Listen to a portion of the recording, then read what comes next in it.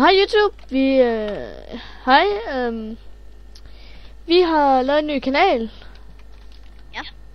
Og vi er lavet en tørnhed, og jeg ham, der spiller lige nu. Det er ham, I lytter til lige nu. Det skal man jo have at vide, når man laver en bror, som er sådan. Jeg hedder Mark, og ja.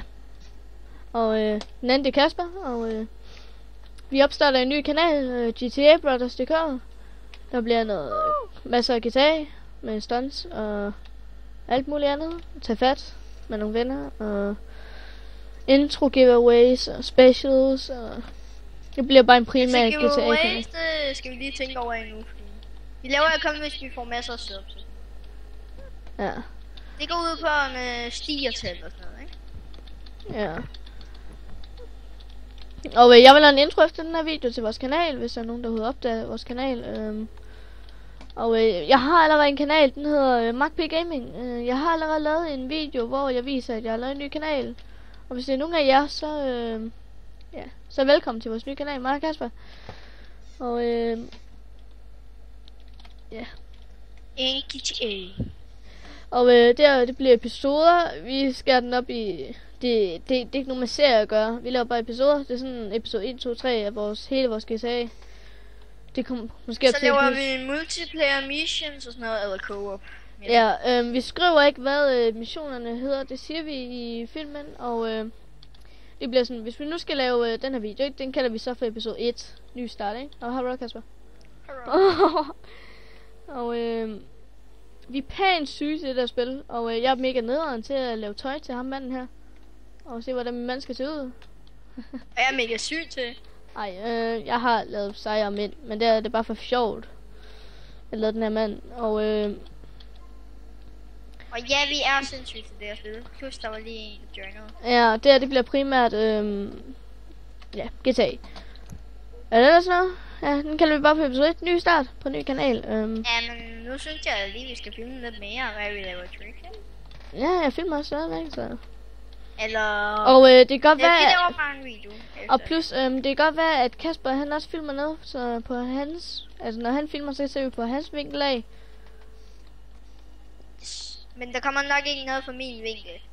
Jo, måske lidt.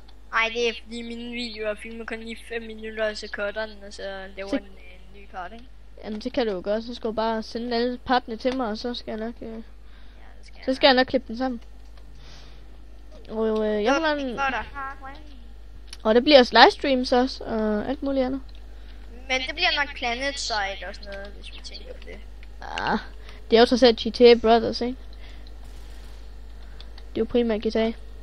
Ja, primært GTA, men livestreams, det er andre spil. Og hvis vi leder lidt kedelige lige nu, det skal jeg ikke tage af, fordi mig og Kasper, vi bliver nogle gange rigtig sindssyge og lort i hovedet. Og hvis I... Jeg skal nok give et link til min kanal, og så skal I nok se lidt mere om os. Nogle, for eksempel nogle af vores gakkede videoer, nogle vlogs og alt muligt. Woohoo! Er der noget, som du vil sige? Nej, andet end vi laver en episode efter, og så skal vi fandme sige den af. Ja, hvis jeg kommer overhovedet i frisk humør. Ja. Jeg gamede næsten hele sommerferien, så. Det er for noget, man. Vi har faktisk gamet sammen hele sommer. Det er helt ligesom at lave LAN. Det er helt ligesom at lave LAN, bare at spille hele sommerferien, ikke? Ja. Looking for the hardware. Men det kan godt være, at vi laver masser af videoer indtil sommerferien er slut, ellers tror jeg ikke, der kommer så meget, måske meget lidt.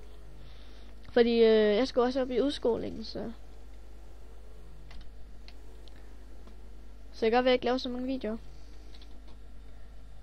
Men jeg vil filme nogle ekstra videoer, og dem vil jeg så lægge ud sådan, sådan vi filmer masser af episoder på en dag, og så har vi nok til en weekend, ikke? Det gør vi nok i dag, eller sådan noget. Au. Eller jamen, jeg har et liv tilbage. Ups. Hvad laver du? Det her. Så bare skyder efter dig. Og rammer fandme ikke godt, mand. Der bliver meget mere på den her kanal. Hvis I har svært ved at høre Kasper, så måske lidt. Ja. Ja. Der er lidt problemer med at optage programmet. Det fucker nogle gange. Men I må så leve med det. Så vil vi testoptage og alt muligt. Og Men jeg ved ikke, om vi laver en intro. Det kan godt være... Det kan være, at jeg afspiller introen i slutningen. Bare sådan for sjov. Altså... Den her video, den laver jeg... Den her video har jeg lavet før... Den her video laver vi nu, og det er før... Jeg laver introen. Det kan godt være, at jeg laver introen, og så sætter jeg den lige ind. Det gør vi nok. Og det gør vi i episode 2. Så får I en intro at se. Og det er en surprise. Jeg lægger ikke ud. Jeg har lavet en intro. Jeg kommer bare en intro ind. Og I kan deltage i Marks konkurrence, der er. Ja, jeg har en intro giveaway, hvis der er nogen, der vil have en intro. Så skal I bare til. Og så... Skal jeg også lige vise jer Skype, så jeg kan sende introen til jer. Og... Eller jeg ved ikke, om man skal lave website, hvor man skal betale for at lave en intro. Det er jo dildig godt. Så kører det ordentligt. Looking for the highway.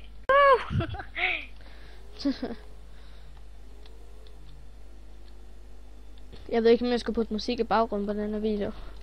Det ved jeg heller ikke, altså. Track. Det er en episode af det her, eller hvad? Ja, det bliver episode 1. Ja, det her bliver en episode 1. Det her, det bliver en tricks. Og det her bliver kedeligt i starten. Det tror jeg bliver af videoen hedder. Og måske bliver der sådan nogle gakkede videoer, hvor vi putter helium på. Yes. Det bliver sjovt. Kasper, kig bag dig og se, hvad for en bil jeg lige har fundet.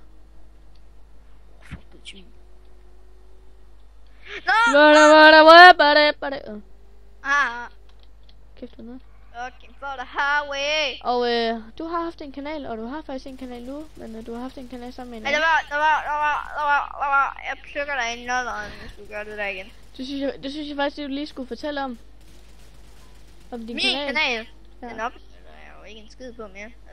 Altså. Den har mig og Emil droppet, tror jeg. Ja, hans ven Emil, de har lavet en kanal, og Emil han har slettet. Og Kasper har en kanal, den hedder Dansk Pro Gaming. Han har kun lavet en video, selvom den er blevet lavet for en måned siden, så han har lavet en video. Ja, den er lavet for en måned siden, men den bliver nok heller ikke til noget. Det er kun GTA Bros, der bliver til noget, tror jeg.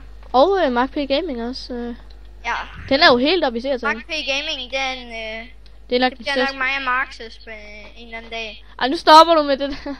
Ja, det er stadigvæk dit navn, men jeg kommer med i næsten alle dine videoer alligevel, så. Det er ligesom Alex G4 gameplay. Nej! Hvad er sådan noget? Looking for the highway. Og jeg ved ikke, om vi skulle lave nogle vlogs på den her kanal. Det ved jeg ikke. Jeg tror, jeg laver nogle vlogs på den her. Ikke med mig.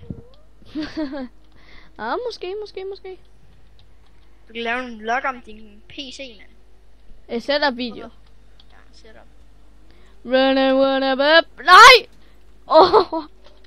Tak for boostet, mand. Hold din kæft. Halløj, vi må ikke skyde efter hinanden, mand. Okay. Woo! Og hvor mange år vi er? Skal du fortælle det? Ej, det siger vi ikke, før vi får 500 subs. Hold nu kæft. Så nok sådan 80 år eller sådan noget. Woo! Frontflip, backflip. What a highway. Og mig og Kasper, vi vil lave røveri, og vi vil lave hacks måske. Bare en normal burger, som jeg altid får. Du snakker om burger, jeg snakker om nyheder på vores kanal. Ja, og cola. Pause lige video. Cola, for helvede. Så fat det dog. Jeg har ikke sat videoen på pausen, filmer det ikke. Hvad du snakker om? Du snakker om burger, mens jeg prøver at snakke om nyheder om vores kanal. Ja! Hvad skal jeg have, McDonald's eller hvad? Nej, vi skal have bull. Som der ikke findes i København, men fuck det er. Ja. Og hvis der kommer nogle film. Nå, bull, det har jeg hørt om før. Ja, det er bare lækker mad. Det er fucking store burger, mand. Jeg er mest til McD. Baby burger. Jeg tager til en børnemenu. Det er mest fancy. Ja, fordi man er girls for the win. Ja, man scorer rigtig meget damer på. Hvordan er det, mand? Så bare en børnemenu. baby. Altså, prøv at se. Så vil du grine og se, at man kommer i McDonald's. Køber man en børnemenu, ikke? Så står der en, lad os sige, der står en pige ved siden af dig, ikke? Så står der, det skal være en børnemenu med legetøj på. Så kigger man lige til højre. Pigen kigger på dig og glemmer, hvad det er. Skal du også have en børneminimalizer med? Mark, prøv lige at se det her, mand. Looking for the highway. Faldt du af? Jo. Looking for my way. Ja, mand. Man. Det er lidt bumle. Ja. Jeg rammer bare lige noget i den. Bitch, bum, bum.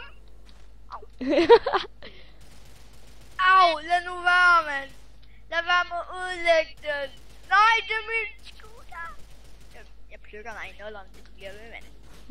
Bare kør. Nej, jeg har ikke noget dæk på den ene. Godt, der er en medic lige herovre. Ej, dit fucking homosvin. Nå, jeg er ligeglad, at gør noget. Han må ikke være herinde. Looking for the highway. Ej, Mark. Mark. Siger det bare advarer. Hvis I gerne vil være med i vores videoer, så er det bare skrive. Ja. Fordi vi mangler tage fat medlemmer. Ja. Vi har masser af venner, der spiller Mark, guitar. Så. Mark, lige kigge ind. Hvem? Nå, ham der grøn. Er det Hulk? Er det Hulk? Er det ude? Koko.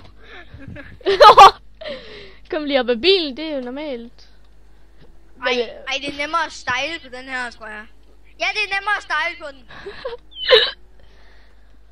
Det er fucking nemmere En hække, mand. En så hække. Det kom helt ned i hjertet fra mig. Jeg mener mit hjerte, mand. Der lige den der store hække der. Det er bare fra mig det væg. Hækken er lavet en stor, fed, tyk hække. Det så bare hjælper dig at gøre sådan, så du undgår at ramme en mur. Du kan bare ikke køre, vel? Nej. Jeg hjælper dig med flyvehoppet. Oh my god. Prøv at skifte ned. Din pizza slice. Prøv at skifte ned. Okay. Woo! Nu har jeg ingen dæk. Der er racermotorcykler. Må jeg gerne bruge en racermotorcykel? Kan bare høre bilalarm over det hele. Det var så lige mig. Se hvordan vi. For the highway. Så er det race. Så er der fandme race med motor. Ja, med motor. Motorcykler, mand. Motorcykler! Der er en lille bitte med det her. Looking for... Stepping on the highway. Du så ikke den motorcykel, jeg lige tog, hva'? Ja, det er den der ende et eller andet dårl. Det er, jeg smadrer dig. Så smør mig! Ja, det er vækket. Måske kommer Jeg Kasper er til meget at bedre efter rejse. pjoven. Det er sådan lidt nederen. Og så siger den også, at storebror er pjoven. Nej, det gør jeg rent faktisk ikke. Hallo! Dumme ting. Tingeling-ding. Swing, boing, boing, boing, boing. Yes. Fandme god til, Mark. Du er den. Ikke en skid. Jo, du er bedre mig til at komme på motorcykel, mand. Jeg er bare værre end dig. Ja, tak fordi du har ødelagt mit ene hjul, din faggot. Så lidt. Looking for the fucking way, bitches. Og ellers når vi skal afsløre. Hvad skal vi afsløre? Det ved jeg ikke. Havde du noget med det? Dildo eller en eller anden? Ikke. Du er en stor fed pik. Advarsel. Dette program kan nemlig godt komme med slemme ord. Advarsel. Lige når jeg har sagt det. Jodlehihu. Okay, jeg er lige i hulen. Jodlehihu. Ja, så skal jeg fandme nok køre dig ned, mand. Kan jeg ikke løfte den der, mand? Jo, jeg løfter lige en dag. Hvad sker der for dig? Var det en orangutang eller hvad? Og først også, det kan godt være, den bliver lidt kedelig, men der kommer altid noget rigtig, rigtig, rigtig sjovt. Au! Woohoo! Looking Au! for my way! Au! Min blus er bare fast i min hud hele tiden. Det går næsten at røre det. Au! Jeg tror, det bløder. Jeg tror, det bliver. Kan du ikke se det, din blinde lort? Hallo, jeg har sgu da en trøje på, selvfølgelig kan jeg ikke se indvendigt, vel? Indvendig. Jeg kommer med fuld fart! Har du set, hvad for en farve det her? Din er grøn. Din er? Nej, din er. Yes. Nej. Så jeg kan holde den på et hjul. Hvad farve er din? Sort! Fuck dig, mand. Skal vi Hvis jeg spørger, hvor vi kommer fra, du starter. Ikke en en skid, jeg siger det. Okay, Vi snakker jo ikke dansk, vel? Wow! Jeg kommer og hjælper dig, Kasper. Fuck, de skulle have set fra min vinkel lige der, mand. Bliv der, Kasper. Jeg kommer og redder dig. Ja. Det bliver...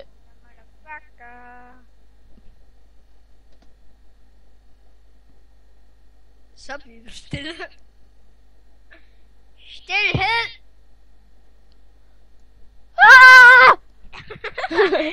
Skal jeg sige, hvad der skete?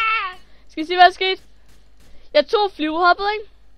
Så falder jeg af, rammer ind i en mur. Så kommer min motorcykel med 100 timer lige ind i mig. Jeg er færdig med motorcykel, så rammer jeg ind i væggen, ikke? Så når jeg skulle lige til at rejse mig, kommer bare har igen tekniske problemer. Woo! Woohoo! Ej, Mark. Hvorfor opbruger jeg så meget motorcykler på at dø? Kunne også den film, vi så var ham der Nico, han prøvede bare at dræbe sig selv, fordi der kommer GTA 5. Så respawner han bare, bliver bare ved med at respawn. Og så bliver han så ked af det. Ja. Han kunne ikke engang dræbe sig selv. Og så ringede hans fætter og spurgte, skal vi bowle? You got a bowl? No. Det var så nederen for ham. Det skulle også have det, hvis det her var et rent spil, mand. Baseball bat. Og du være glad for, at andre ikke brugte sin skærm med at lege sexlegetøj med dig, eller hvad?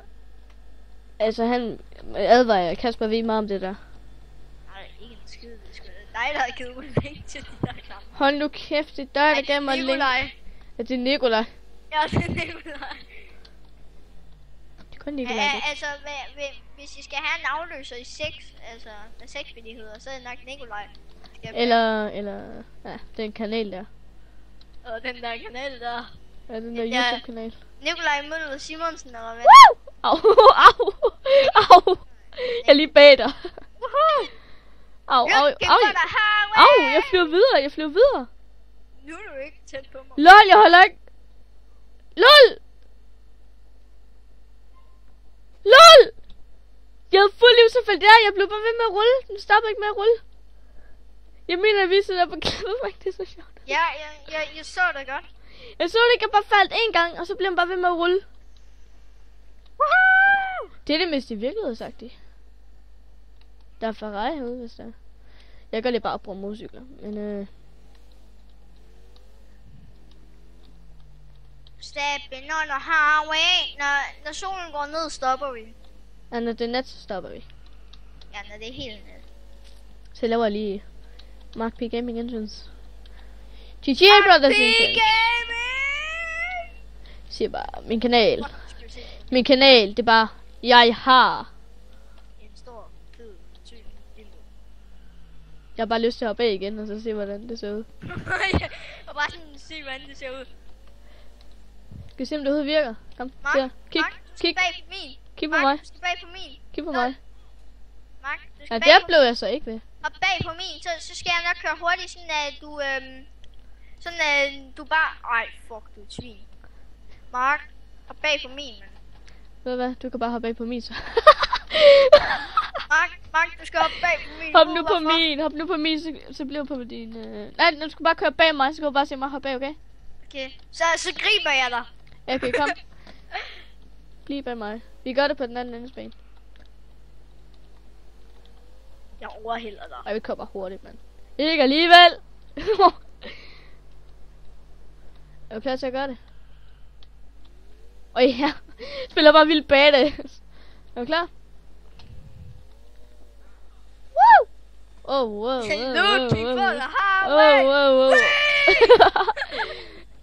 Jeg faldt ikke engang videre. Mark. Ja. Hop bag på min, fordi så starter vi nede fra enden. Okay, jeg skal nok komme. Hop bag på min. Okay. Kan jeg lige pille dig i måsen? Jeg skal lige pille dig i måsen. Du trykker F, når jeg siger nu. Hvad er det ved, mand?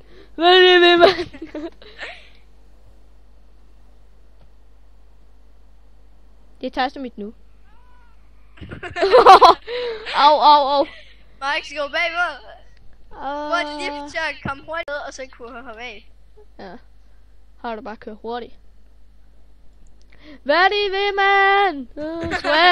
Swag og dreng her, mand. Hvad er det ved, mand? Hallo. Hej. Når jeg begynder med at style, så skal du hoppe af. Okay. Nej, jeg kan alt for hurtigt til det. Hop af nu. Hop af! Oh yeah. Siger motherfucker. Woo! Jeg bliver ud af det. De pistol ligger med mig. Jeg har lyst til nu at gøre det med en bil. Okay. Der er en bil herovre. Den er rigtig fin. Ligesom min mand. Fuck, det er sejt at være herovre nu. Fordi det er lige hvad ikke at kunne... Det er værd og mørkt. Det er bare cool. Ja. Og jeg stejler hele tiden, mand. Hvorfor har han med, vi får gæster i dag? Hvad? Hvorfor har han med, vi får gæster i dag? Fordi der var lige en, der ringede på døren. Det tror jeg netop ikke, der er gæster. Selvom der er nogen, der ringer på døren, så er det ikke gæster. De er uboende gæster. Og så er det åbenbart nat. Skal vi så afslutte det med sidste stunt? Kom Kasper, du hopper ind i den her. Nej, du skal bag. Kom nu, vi laver sidste stunt. Du har bare hoppet ind i den her. Du skal bag på min. Ui. Hop dog ind i den her, Kasper. Vi skal lave sidste stunt. Du skal bag på min. Hop nu ind i den her. Nej, du skal bag på min. Hop nu ind i den her, ikke? Kom nu, vi skal lave det mest episke stunt. Det var dit dæk. Dit dæk er punkteret. Nej, det er ikke. Hvad det er? Nu er det. Hold nu kæft. Hop nu ind! Ja, nej, det... Hold nu kæft. Det var også det andet dæk. Nej. Ja, det er svært. Nej. Nej. Nasty fucker, mand. Jeg er stadig god til at køre på den her. Du kan ikke stoppe mig. Hop nu ind, siger jeg. Ej, du kan fandme gøre selv, mand. Jeg gider fandme ikke med i din lortebil. Nej, fuck dig. Hop nu ind. Du har pæk min dæk. Hop nu ind. Fuck, jeg er god til at køre, mand. Hop nu ind, det er det sidste stunt. I siger, hop nu ind. Jeg giver aldrig op. Okay, så laver jeg bare stunt alene. Mark, prøv lige at køre mig ned. Nej. Okay, så laver vi det. Jeg vil med. Og ja, man, jeg kan style uden der sker noget, man. Au. Woohoo! Det var Looking for the highway. Au. Det var pænt, mand. Nu skal du altså hoppe med. Så laver vi det sidste stunt sammen. Nej, jeg styrer, Mark. Jamen, jeg ved ikke lige præcis, hvad for det stunt vi skal lave. Hold kæft, så hopper jeg af, når vi er i luften, Mark. Hold det fedt, Mark, vi skal være i luften. Ja. Vi skal flyve i luften, så hopper jeg af. Okay, vi pauser lige indtil vi er klar. YouTube! Au. Lol, jeg tog lige 3 klip lige der af film. Mark? Ej, men vi ses alle sammen. Mark? Ja? Motorcyklen er her stadig. Seriøst? Ja, den er stadig på den her ø. Men der er intet at gøre. Skal vi bare stoppe nu? Vi ses YouTube. Og vi lige så med. Og vi ses alle sammen. Bye bye. Hvad er det noget, du vil sige, vi går? Hej hej. Jeg vil gerne sige, tjek min kanal ud. Vi ses.